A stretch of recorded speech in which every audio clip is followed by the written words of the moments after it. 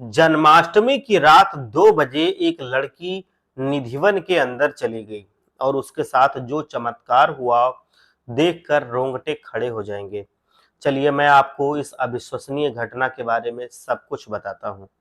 तो राधा रानी के सच्चे भक्तों, एक बार वीडियो को लाइक कीजिए और सच्चे मन से जाइए कमेंट में लिखिए जय श्री राधे राधे, जय श्री कृष्ण, राधे राधे। अब जरा सोचिए, वृंदावन में जन्माष्टमी की रात 2 बजे जब हर तरफ सन्नाटा छा जाता है, अचानक निधि वन के अंदर बिना हवा के पेड़ हिलने लगे और आपको वहां दिखे कुछ ऐसा जिसे देखकर आपके होश उड़ जाएं। ऐसा ही कुछ हुआ एक 25 साल की लड़की राधिका के साथ, जिसकी जिंदगी पूरी तरीके से कान्हा को समर्पित थी।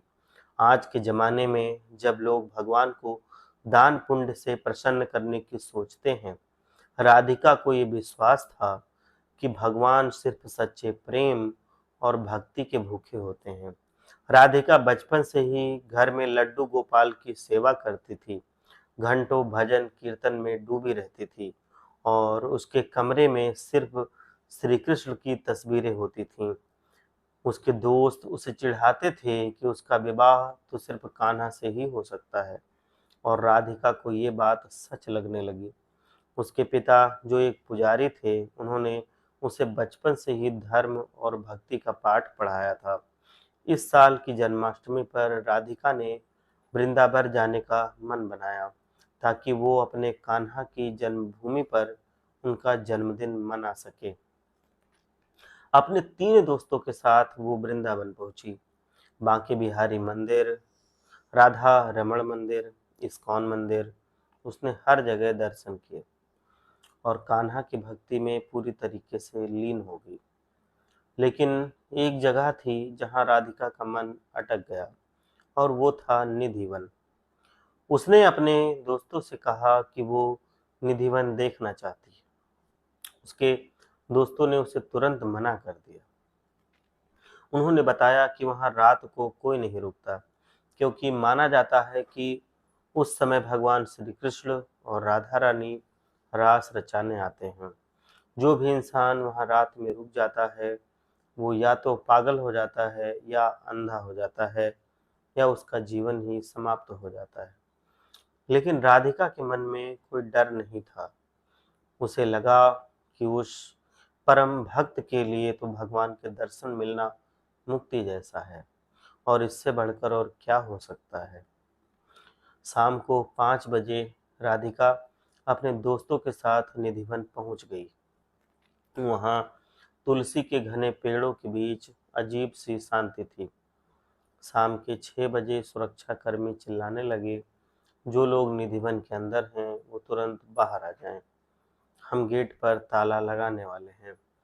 हर कोई अपनी जान बचाने के लिए बाहर भाग रहा था। राधिका के दोस्त भी उसका हाथ पकड़कर उसे बाहर ले जाने लगे।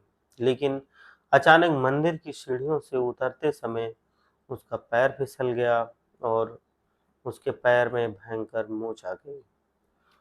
चलना तो दूर, उससे हिला भी नहीं जा रहा था। उसके दोस्त मदद करने के लिए चले गए, लेकिन राधिका को लगा कि ये भगवान की ही मर्जी है कि वो आज यहीं रुके। वो दर्द में वहीं बैठी रही और निधिवन का गेट बंद हो गया।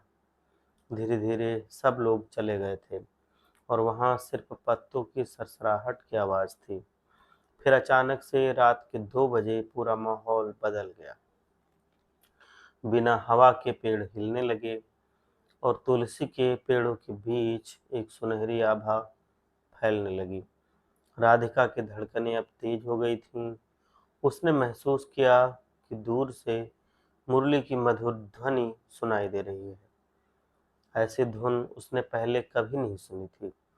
उसने देखा कि सामने पीतांबरी पहने, सिर पर मोर पंख लगाए और गले में बैजयंती माला डाले साक्षात हमारे भगवान श्री कृष्ण खड़े। और निधिवन के सारे तुलसी के पेड़ गोपियों में बदल चुके हैं, जिनके बीच में भगवान रास रचा रहे हैं। पूरा निधिवन स्वर्गलोक बन गया था। तभी मुस्कुराते हुए भगवान ने राधिका की तरफ देखा उनके कानों में घुंघरुओं की आवाज आने लगी। राधिका के कानों में आसमान से फूलों की वर्षा हो रही थी और राधिका खुद ब खुद उनकी तरफ बढ़ने लगी। जैसे ही वो पास पहुंची, उसकी आंखों से आंसू बहने लगे। तभी उसे एक आवाज सुनाई दी, ये सब तुम्हारी भक्ति का परिणाम है। मैंने तुम्हारी भक्ति स्वीकार कर ली है। ये कहते ही पूरा दृश्य धुंधला हो गया।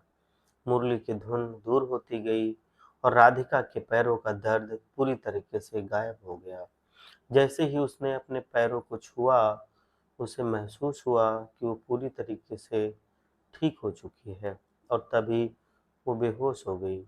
अगली सुबह जब उसकी आंखें खुली, तो वो निधिवन के बाहर एक मंदिर पर मौजूद थी, अपने दोस्तों के साथ। लेकिन उसकी मुट्ठी में एक छोटा सा पीला फूल था, जिसकी सुगंध दिव्य थी। जब भी वो उस फूल को सूंघती, उसे उस रात का पूरा दृश्य फिर से याद आ जाता। उसके दोस्तों ने उसकी बात पर यकीन नहीं किया। उन्होंने कहा कि शायद यह एक सपना था या सर पर चोट लगने का असर था। लेकिन राधिका जानती थी कि यह कोई सपना नहीं, ये सच्चाई थी। कान्हा को उसने स्वयं देखा था। ये सब चमत्कार था। उसके पैर में चोट लगना, दोस्तों का चले जाना और रात को निधिवन में रुकना, ये सब भगवान की लीला का हिस्सा था, ताकि वो उसे दर्शन दे सकें, उसकी भक्ति को स्वीकार कर सकें, उसके जीवन को सार्थक बना सकें। ये घटना राधिका के जीवन में एक ऐसा मोड़ लेकर आई, जिसने उसकी भक्ति को और भी गहरा कर दिया। और वो पीला फूल आज भी उसकी भक्ति की सच्चाई का प्रमाण देता है। भगवान श्री कृष्ण सबका भला करे। एक बार सच्चे मन से बोलिए राधे राधे।